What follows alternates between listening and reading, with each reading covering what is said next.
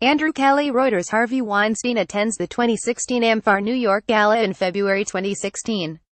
Dozens of women have come forward this year to accuse the mogul of UAL harassment and assault.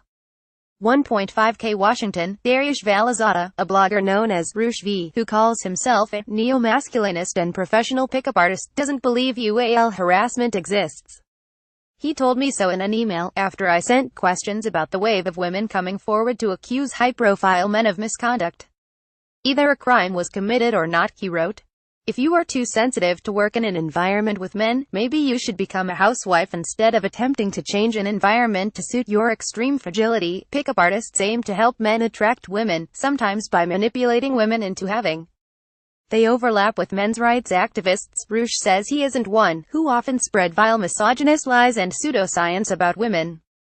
Mass shooter Elliot Rodger, who was enraged women rejected him, used language common in men's rights forums, like, "Who's the alpha male now, bitches?" Many in both groups strongly oppose feminism because they say women already have too much power. For people in these groups, the Harvey Weinstein moment, in which powerful men are paying a price for public allegations of UAL harassment and abuse, isn't surprising. It's simply another perilous step down the slippery slope they have long warned about, one that leads to a world in which men are equal, if not greater, victims of gender-based discrimination.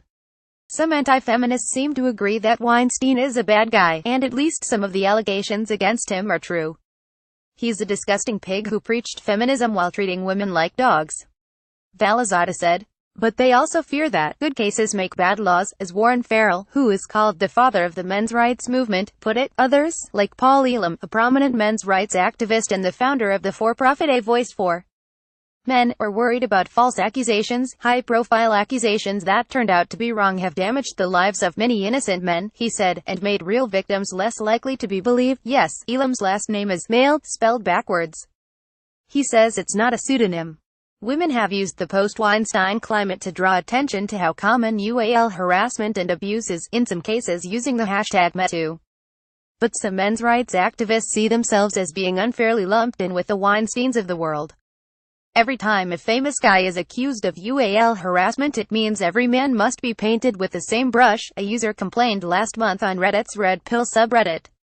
Red Pill is a popular place for men's rights activists to congregate. Its name is a reference to the Matrix, and describes waking up to an anti-feminist worldview. Just amazes me you can't say anything about women, but if one man gets accused of UAL harassment then the internet will blow up, the person added. Some also think women are incentivized to make accusations for money. Two men telling dirty jokes to each other is seen as a payday for fat, lazy, spoiled Western women, another Red Pill user wrote. They know they're too incompetent to rise to the top via meritocracy, which is why they are trying to do it via lawsuit. For many women, coming forward is a tremendous personal sacrifice, one that comes without any promise of being taken seriously, let alone making money. Some come forward in spite of potential non-disclosure paydays. Ellen Pao says she turned down millions in a non-disparagement contract to tell her story, and incredibly wealthy women like Gwyneth Paltrow have accused Weinstein of harassment when they seemed to have no financial incentive to do so. Men's rights activists have some ideas about how to deal with the current crisis. One fundamental problem is when people don't stand up for themselves, and when they don't take action on the spot, Elam explained. He brought up a personal story. When he was in the army, he told HuffPost, his commanding officer cruelly harassed him. HuffPost did not verify this anecdote. My response to him was, "Fuck you, nobody is going to make me violate my values, and if I pay a price for that, that's the way it is."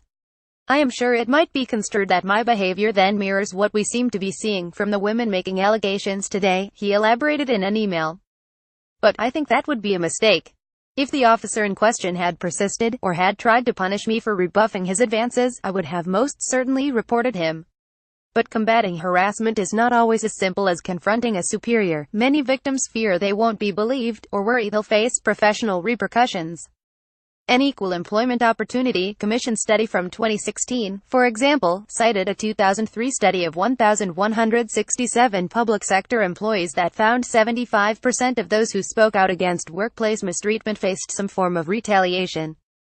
Elam and other men's rights activists also argue that women share at least some responsibility. For us to clutch pearls and virtue signal over that kind of misbehavior, without also calling women to task on using their bodies and duality to get ahead, it leaves us with an incomplete discussion. Elam said. He claimed that a woman once propositioned him for a job interview in the 1980s. On his website, he described the issue less tasty. Women in Hollywood don't just dive onto the casting couch, they pick the fabric and the color that will make them their why best. Sexual harassment and abuse are about power, not the allegations that Louis C.K. masturbated in front of multiple women, for example, are about humiliation. As Liz Merriweather wrote in The Cut, what happened wasn't actually at all, it was one person finding pleasure in another person's humiliation and fear. What happened was an attack. But in the world of men's rights activists, if the accused looked like actor Brad Pitt, women would never complain about a colleague exposing himself. If Harvey Weinstein asks a beautiful actress if she wants to get a massage, she might consider that UAL harassment. If Brad Pitt asks the same woman if she wants a massage, she might say, "Gee, that's wonderful," said Farrell.